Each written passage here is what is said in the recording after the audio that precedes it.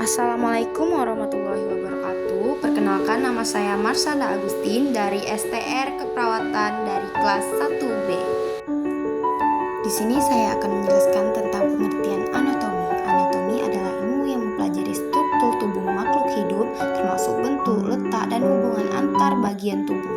Dalam konteks manusia, anatomi membahas bagian-bagian tubuh seperti tulang, otot, organ dalam, dan sistem-sistem tubuh. Contohnya, dalam anatomi manusia, kita mempelajari posisi jantung di dalam rongga dada dan bagian jantung terhubung dengan pembuluh darah. Kemudian ada pengertian organ. Organ adalah bagian tubuh yang tersusun dari beberapa jaringan yang bekerja sama untuk menjalankan fungsi tertentu. Setiap organ memiliki tugas khusus dan menjadi bagian dari sistem tubuh. Contoh, paru-paru adalah organ yang berfungsi untuk pertukaran oksigen dan karbon dioksida dalam sistem pernapasan. Kemudian ada posisi anatomi. Posisi anatomi adalah posisi standar tubuh manusia yang digunakan sebagai acuan dalam ilmu anatomi untuk menggambarkan letak dan menghubungkan antar bagian tubuh secara konsisten. Selanjutnya ada bidang anatomi. Yang pertama ada bidang sagital. Bidang partikal lain yang sejajar dengan bidang median, membagi tubuh menjadi bagian kiri dan kanan yang tidak selalu sama. Yang kedua ada bidang koronal. Bidang partikal yang tegak lurus dengan bidang median, membagi tubuh menjadi bagian depan atau anterior dan belakang menjadi posterior. Yang ketiga ada bidang horizontal. Bidang yang sejajar dengan lantai membagi tubuh menjadi bagian atas dan bagian bawah. Selanjutnya ada penjelasan lebih lanjut, yaitu bagian aksial, yaitu komponen bagian aksial terdiri dari kepala, tenggorokan, wajah, rongga otak, mata, hidung, mulut, leher, menghubungkan kepala dengan tubuh, mengandung trakea, esofagus, pembuluh darah utama. Selanjutnya batang tubuh terdiri dari dada, tulang rusuk, jantung, paru-paru, perut. Terusnya ada organ pencernaan terdiri dari lambung, hati, usus, pankreas, dan panggul. Kandung kemih, organ reproduksi bagian dalam tulang belakang, cervical, thoracal, lumbal, sacrum, coccygeus. Selanjutnya yang di sebelahnya adalah tampak samping atau lateral.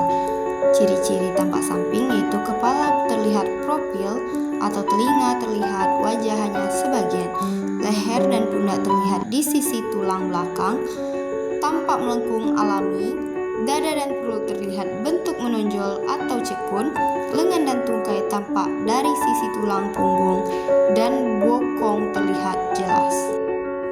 Selanjutnya ada batang tubuh tampak ventral. Istilah ini berasal dari bahasa Latin ventral yang berarti perut, dan posisi anatomi standar ventral mengacu pada bagian depan tubuh termasuk dada, perut, dan paha depan. Setelah itu ada batang tubuh tampak dorsal. Istilah ini berasal dari bahasa Latin dorsum yang berarti punggung. Dalam posisi anatomi standar, dorsal mengacu pada bagian belakang tubuh termasuk punggung, bokong, dan betis. Dan yang terakhir ada tampak depan atau ventral. Tampak depan atau disebut dengan ventral adalah pandangan tubuh dari arah depan. Ini adalah salah satu posisi penting dalam studi anatomi untuk mengidentifikasi struktur tubuh yang terletak di sisi depan tubuh manusia. Ciri-cirinya adalah kepala, di mana wajah terlihat penuh, mata, hidung, dan mulut. Leher, bagian depan, dan ada dada, terlihat tulang dada, otot pectoralis, payudara. Selanjutnya ada perut, tampak rata atau menonjol sesuai bentuk tubuh, lengan, telapak tangan menghadap ke depan dalam posisi anatomi, tungkai lutut, dan jari-jari kaki menghadap ke depan.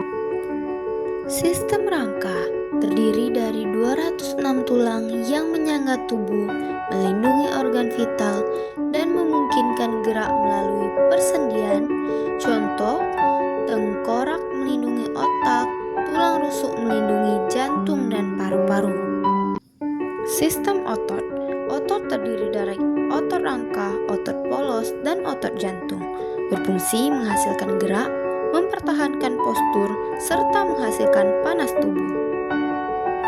Sistem peredaran darah, yang dimana organ utamanya adalah jantung, pembuluh darah atau arteri, vena, dan kapiler. Sistem peredaran darah sendiri berfungsi untuk menyalurkan darah, menyalurkan oksigen dan nutrien ke seluruh tubuh serta mengangkut limbah metabolik. Sistem pernapasan terdiri dari hidung, paring, laring, trakea, bronkus, dan paru-paru. Bertanggung jawab pertukaran gas, yaitu memasak oksigen dan mengeluarkan karbodioksida.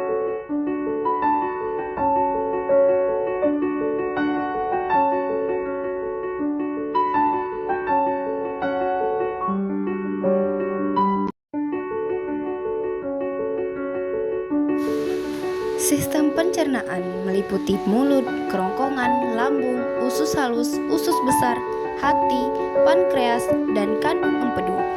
Mempunyai fungsi yaitu mencerna makanan, menyerap nutrien, dan mengeluarkan sisa yang tidak tercerna.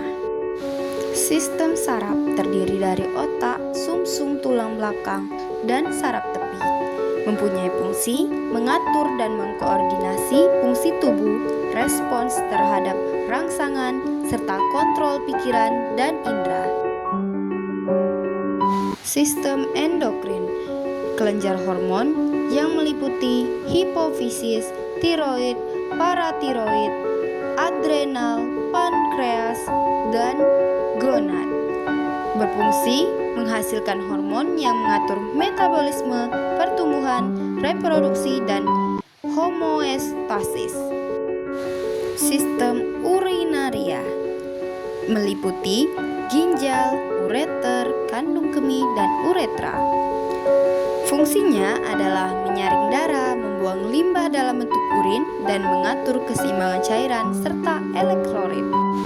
Sistem reproduksi pada manusia, yaitu pada pria, meliputi testis, saluran sperma, penis, dan pada wanita ada ovarium, saluran telur rahim, vagina. Bertanggung jawab untuk memproduksi sel reproduksi, sperma dan ovum, serta perkembangan janin pada wanita. Sekian dari saya ucapkan terima kasih. Wassalamualaikum warahmatullahi wabarakatuh.